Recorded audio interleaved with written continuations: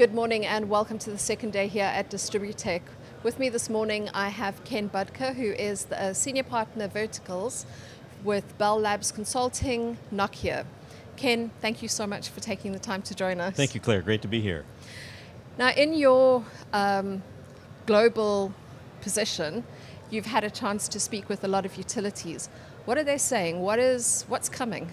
Well, Claire, a couple interesting things happening. Utility industry is on the verge of some big changes. Number one, we see revenues not growing as fast as many utilities had expected or planned for in their big capital investment programs.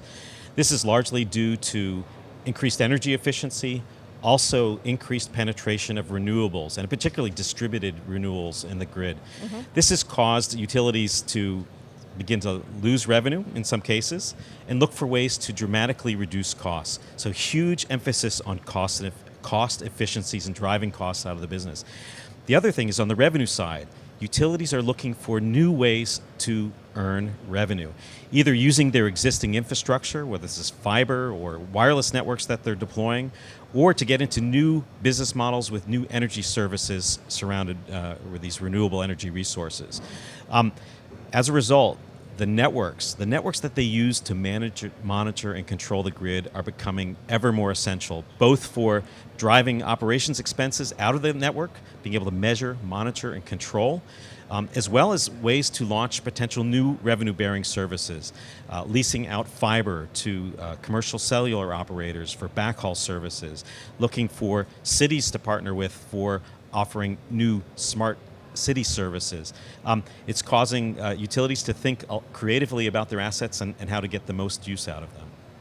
I suppose utilities need the infrastructure anyway. It makes sense for them to continue to position themselves in such a central place. Yeah, and what's happening, let's say if we look back 10, 15 years ago, there was always a need to connect out to substations.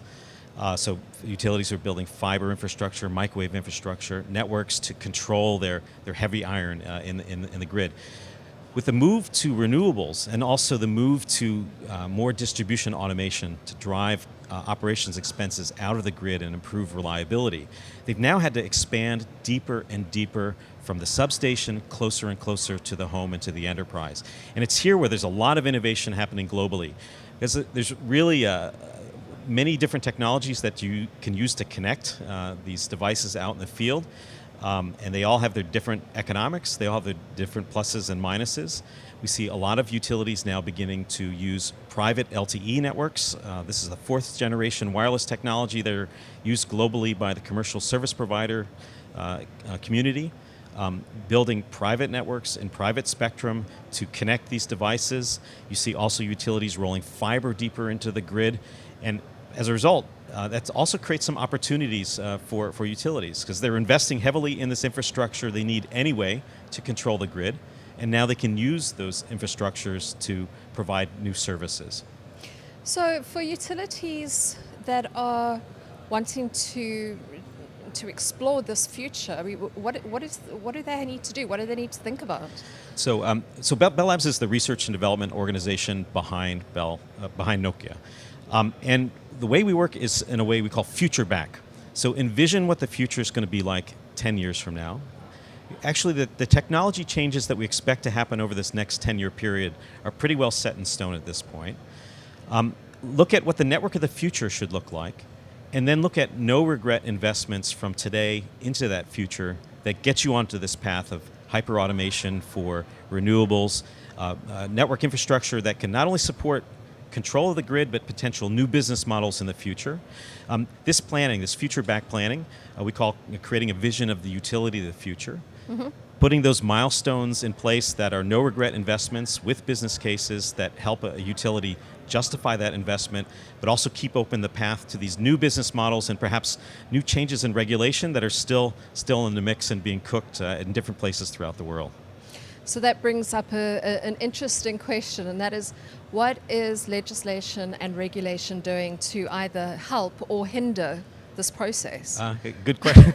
So Clara, the answer very much depends on where you are. And different governments throughout the world have a different posture on regulation and the use of utilities as a way to drive new innovation in the market. I would say on the most progressive side, you'd have Germany, for example, that has been very aggressive in changing government policy to create what we have right now, the whole renewable industry. You can trace the economies that we have today to policy decisions that the Germans made early on to move to carbon-free technologies. So they're very, say, forward-looking posture.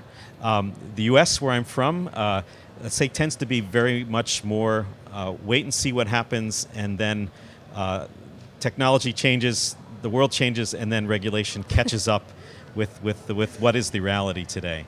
So between those 2 points, you find a lot of variation across the globe.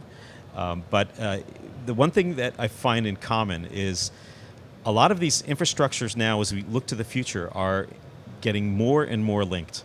A lot of the new wireless technologies that will be released, for example, 5G wireless technology, which will be a general purpose technology just like electricity is today. This will be the foundational building block of the next industrial revolution. So this will be the wireless technology that's used to automate cars, to automate factory warehouses, also to automate city infrastructure. All of this wireless systems require a lot of fiber, much more than we have today. And governments are beginning to think about different ways to change policies to get that fiber out to where it can be used for these wireless systems. So this is I say stay tuned and watch. This is a very exciting area of development. Ken, thank you very much. Unfortunately, we don't have a lot of time this afternoon, but I do look forward to catching up with you again and seeing how the utility of the future is progressing. Great. Thank you very much, Claire. From Distributech, thanks so much for joining us.